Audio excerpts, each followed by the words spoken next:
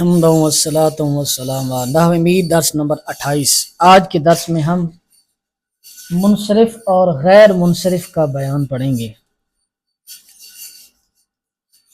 منصرف اور غیر منصرف کی پہلے ہم تھوڑی سی وضاحت بیان کریں گے۔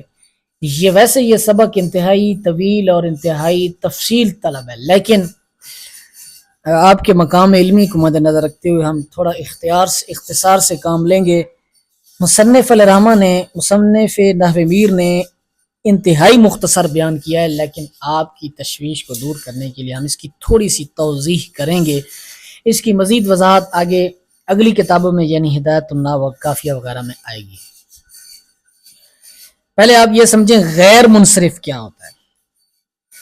غیر منصرف وہ ہوتا ہے جس میں منع و صرف کے 9 اسباب میں سے کوئی سے 2 سبب پائے جائیں یا کوئی ایک ایسا سبب پایا جائے جو 2 کے قائم مقام ہو۔ کوئی ایک ایسا سبب پایا جائے جو 2 کے قائم مقام ہو۔ اس کے جو برعکس ہوگا وہ منصرف ہوگا۔ صحیح تعریف اس کی کریں تو یوں کہیں کہ وہ اس میں غیر متمکن، وہ اس میں متمکن جس میں 9 اسباب، جس میں منع و صرف کے 9 اسباب میں سے کوئی 2 سبب پائے جائیں یا ایک ایسا سبب پایا جائے جو 2 کے قائم مقام ہو۔ تو لہٰذا یہ بات کہنا کہ منصرف وہ ہوتا ہے، منصرف آنست کے حیث سبب از اسباب منع و صرف درون نباشت، یہ بات درست نہیں ہے کہ کوئی منصرف وہ ہوتا ہے کہ جس میں کوئی سبب بھی نہ پایا جائے، کوئی سبب کی بات نہیں بلکہ 2 سبب نہ پائے جائیں یا پھر کوئی ایک ایسا سبب نہ پایا جائے جو 2 کے قائم مقام ہو، اس کو منصرف کہیں گے۔ توجہ کیجئے گا، وغیر منصرف آنس کے 2 سبب اسباب منع و صرف درو باشد، اسباب منع و صرف 9 اصل۔ اور غیر منصرف وہ ہوتا ہے کہ 2 سبب اس میں اسباب منع و صرف میں سے پائے جائیں یا پھر کوئی ایک ایسا سبب پایا جائے جو 2 کے قائم مقام۔ یہ تھی منصرف اور غیر منصرف کی تعریف۔ اب بات کرتے ہیں غیر منصرف کے حکم کی۔ غیر منصرف پر کسرہ اور تنوین نہیں آ سکتے کسی صورت میں بھی، سوائے 2 صورتوں کے۔ ان 2 صورتوں میں غیر منصرف پر کسرہ لانا جائز ہے۔ ایک صورت جب وہ دوسرے اسم کی طرف مضاف ہو، جیسے ذهبت الى مساجدکم۔ اب مساجد جہاں جمع ہے، جمع اقصا ہے، جمع منتہی الجموع ہے، اور جمع منتہی الجموع جو ہوتی ہے یہ 2 کے قائم مقام ہے، تو لہذا اسی وجہ سے ہم مساجدے پڑھ رہے ہیں۔ اور دوسرا سبب جب اس پر الف لام آ جائے، جیسے صلینا فی المساجد،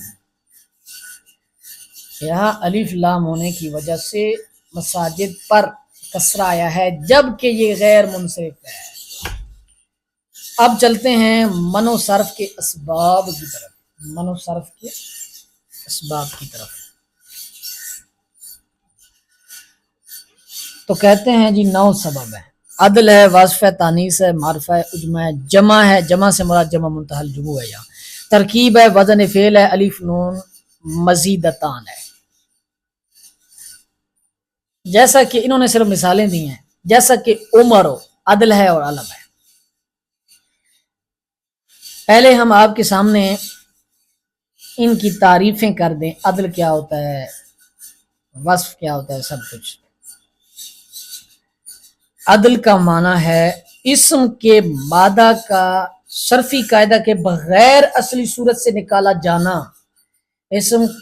عدل کا معنی ہے اسم کے مادہ کا صرفی قاعدہ کے بغیر اصلی صورت سے نکالا جانا، جیسے عامرون سے عمرو بنایا گیا ہے، عمرو بنایا ہے، عامروں سے جو عمرو ہم نے بنایا ہے اس کا کوئی صرفی قاعدہ نہیں ہے، اس کا کوئی صرفی قاعدہ نہیں ہے، اس کو کہتے ہیں عدل۔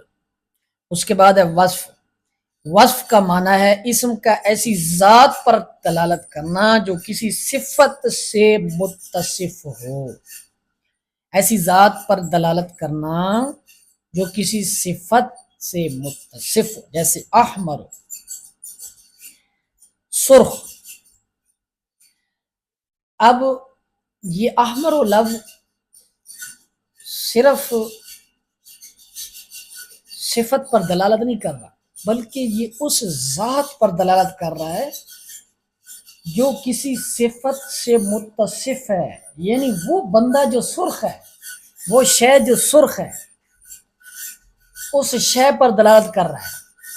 یہ صفت نہیں ہے، یہ وصف ہے، اور یہ وصف اصطلاحی ہے۔ وصف اصطلاحی، وہ وصف اصطلاحی جو من و صرف کے اسباب میں آتا ہے، وگرنہ آپ کہیں کہ صفت بھی یہی چیز ہوتی ہے تو صفت یہ چیز نہیں ہوتی۔ صفت موصوف کے ذات میں پائے جانے والے وصف پر دلالت کرتی ہے، لیکن جو وصف ہوتا ہے وہ وصف جو من و صرف کے اسباب میں سے ہے، تو وہ وصف اس ذات پر دلالت کرتا ہے جس میں کوئی صفت پائی جاتی ہے، جیسے احمر، اس سے مراد سرخ رنگ والا۔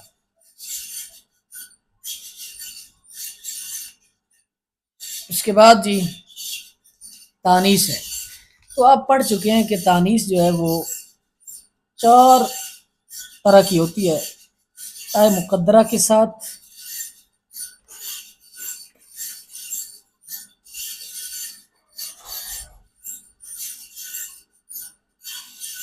تائے وقف کی، تائے ملفوظہ کے ساتھ، تائے مقدرہ کے ساتھ، الف ممدودہ کے ساتھ، الف مکسورہ کے ساتھ۔ یعنی تانیث اسم کا مؤنث ہونا، کسی اسم کے مؤنث ہونے کی 2 علامتیں ہیں، کسی اسم کے مؤنث ہونے کی 2 علامتیں ہیں، تا کا ہونا یا الف کا ہونا۔ تا کی بھی 2 صورتیں ہیں، الف کی بھی 2، الف ممدودہ، الف مکسورہ۔ تا جو ہوگا تائے ملفوظہ، تائے مقدرہ، یہ آپ پڑھ چکے۔ تانیث آپ جانتے ہیں تانیث کیا ہوتا ہے، اس کی میں وضاحت آپ کے سامنے مزید نہیں کرتا۔ اس کے بعد جو اگلا سبب ہے، اس کے بعد ہے جی وصف ہو گیا، عدل ہو گیا، تانیث ہو گیا۔ اس کے بعد لے لیں جی عجمہ۔ عجمہ کا مطلب ہے اسم کا غیر عربی ہونا، اس کے من و صرف کا سبب بننے کے لیے شرط یہ ہے کہ وہ عربی میں علم کے طور پر استعمال ہو، علم کے طور پر، خواہ پہلے علم ہو یا نہ ہو، یعنی وہ علم ہو غیر عربی اور عربی میں استعمال ہو علم کے طور پر۔ یہ اس سے فرق نہیں پڑتا کہ وہ غیر عربی جب تھا وہ علم تھا کہ نہیں تھا، عربی میں استعمال ہو، مختصر یہ عربی میں استعمال ہو غیر عربی لفظ اور وہ علم پر دلالت کرے۔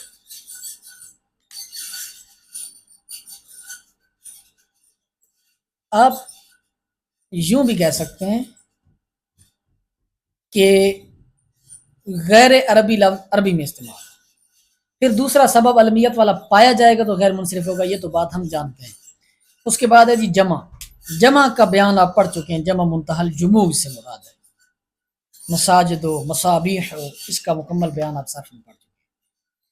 اس کے بعد ہے جی ترکیب۔ ترکیب سے مراد مرکب منع و صرف ہے، مرکب منع و صرف ہے، اس کا بیان بھی آپ نحو میں صرف میں پڑھ چکے ہیں۔ اس کے بعد ہے جی وزن فعل، یعنی اسم کا فعل کے وزن پر ہونا، اسم کا فعل کے وزن پر ہونا۔ ان ساری چیزوں میں بھی مزید توضیح درکار ہے، لیکن اختصار کو پیش نظر رکھتے ہوئے میں وہ نہیں کر رہا۔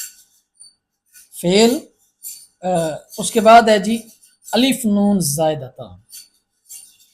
الف نون زائدتان یعنی وہ الف اور نون جو کسی اسم کے آخر میں زائد ہوں، جیسے سکران، عثمان۔ پورے ہو گئے؟ عدل ہو گیا، وصف ہو گیا، تانیث ہو گیا، معرفہ رہ گیا، عجمہ ہو گیا، جمع ہو گیا، ترکیب ہو گیا، وزن فعل ہو گیا، الف نون زائدتان ہو گیا، معرفہ معرفہ وہی معرفہ جو آپ نکرہ کے متقابل پڑھ چکے ہیں۔ یہاں ایک بات میں آپ کو بتانا چاہوں گا کہ یہ چھوٹی چھوٹی کتابوں والوں نے جنہوں نے ان کی توضیح کی بات کو سمجھے، انہوں نے اس طرح کیا ہے کہ ایک سبب جب بھی بیان کیا ہے تو اس کے ساتھ دوسری کی شرط لگائی ہے۔ مثال کے طور پر معرفہ بیان کیا ہے تو پھر آگے سے کہہ رہے ہیں جی کہ اس کے غیر منصرف ہونے کے لیے شرط یہ ہے کہ وہ علم ہو، یا پھر اجماع کے اندر بھی شرط لگائی ہے اس کے غیر منصرف ہونے کے لیے شرط یہ ہے کہ جناب وہ علم ہو۔ تو یہ کوئی کرنے والی بات نہیں ہے، کیوں کہ جب ہم اسباب پڑھ رہے ہیں ہم نے یہ بات کر دی ہے کہ 9 میں سے کوئی 2 سبب پائے جائیں یا کوئی ایسا سبب پایا جائے جو دو کے قائم مقام ہو تو وہ غیر منصرف ہوگا، تو ہر ایک کی ہم نے تعریف اپنے انداز میں کر دی ہے، اس کو مشروط کرنے کی ہر ایک کو ضرورت نہیں ہے کہ اس کے ساتھ یہ پایا جائے، اس کے ساتھ یہ پایا جائے، اس کے ساتھ یہ پایا جائے۔ ہاں جو بات یہاں کرنے والی ہے وہ یہ کرنے والی ہے کہ کون کون سے اسباب ہیں جو 2 کے قائم مقام ہوتے ہیں، تو میرے بھائی وہ 9 میں سے صرف 2 اسباب ہیں۔ وہ ایک جمع منتہی الجموع ہے کہ یہ ایک ہے لیکن 2 کے قائم مقام ہے۔ دیکھو جمع منتہی الجموع مساجدکم جو آیا ہے تو الی مساجدکم جو آیا ہے تو اس میں آپ دیکھ سکتے ہیں کہ صرف ایک سبب پایا جا رہا ہے لیکن یہ غیر منصرف ہے۔ اور اسی طرح دوسرا جو تانیث الف کے ساتھ ہوگی چاہے وہ ممدودہ کے ساتھ ہو چاہے وہ مکسورہ کے ساتھ ہو، وہ بھی 2 کی قائم مقام ہوگی، حمراء ابلا۔ تو یہ تھا جناب آج کا درس۔ اب ادھر سے دیکھ لیتے ہیں مثالیں جو انہوں نے دی ہیں۔ چنانچہ عمر، اس کے اندر آپ جانتے ہیں کہ عدل ہے، یہ عامر سے بنا ہے اور علم علمیت پائی جاتی ہے، لہذا یہ غیر منصرف ہے۔ ثلاث و مسلس و یہ صفت ہے اور عدل ہے۔ طلحہ تو اس میں تانیث پائی جا رہی ہے اور علمیت پائی جا رہی ہے، 2 سبب پائے جا رہے ہیں۔ ودر زینب، اس میں بھی تانیث پائی جا رہی ہے، تانیث معنوی پائی جا رہی ہے، علمیت پائی جا رہی ہے۔ حبلہ، اس میں تانیث ہے الف مقصورہ کے ساتھ، اور حمرہ تانیث ہے الف ممدودہ کے ساتھ۔ اب دیکھو الف ممدودہ اور الف مقصورہ کے ساتھ جب تانیث آئی ہے تو انہوں نے کہا ہے وَإِن مؤنث بجائے 2 سبباس، یہ مؤنث جو ہوتا ہے یہ 2 اسباب کے قائم مقام ہوتا ہے۔ ودر ابراہیم اجماس، اور ابراہیم جو ہے اس میں اجمع ہے اور علمیت ہے، عبرانی زبان کا لفظ ہے ابراہیم، عبرانی۔ ودر مساجد و مصابیح جمع منتہی الجموع، مساجد اور مصابیح میں جمع منتہی الجموع ہے جو کہ 2 کے قائم مقام ہوتی ہے بجائے 2 سبب است۔ ودر بالبکو ترکیب است، بالبکو جو ہے اس میں ترکیب پائی جا رہی ہے اور علم پایا جا رہا ہے۔ وَأَحْمَدُ، اس میں وزن فعل ہے اور علم ہے۔ ودر سقران الف نون زائدتان است و وصف است، سقران میں الف نون زائدتان ہے اور وصف ہے۔ عثمانو الف نون زائدتان است و علم، الف عثمانوں میں بھی الف نون زائدتان ہے اور علمیت ہے۔ و تحقیق غیر منصرف از کتب دیگر معلوم شود، کہہ رہے ہیں اس کی تحقیق اور توضیح اور وضاحت جو ہوگی وہ دیگر کتابوں سے بیان کی جائے گی۔ کچھ ہم نے آپ کو بیان کر دی ہے اور مزید ہم اگلی کتابوں میں اس کو پڑھیں گے، تو اس وقت کے لیے اتنا ہی کافی ہے۔ آدھا المرام۔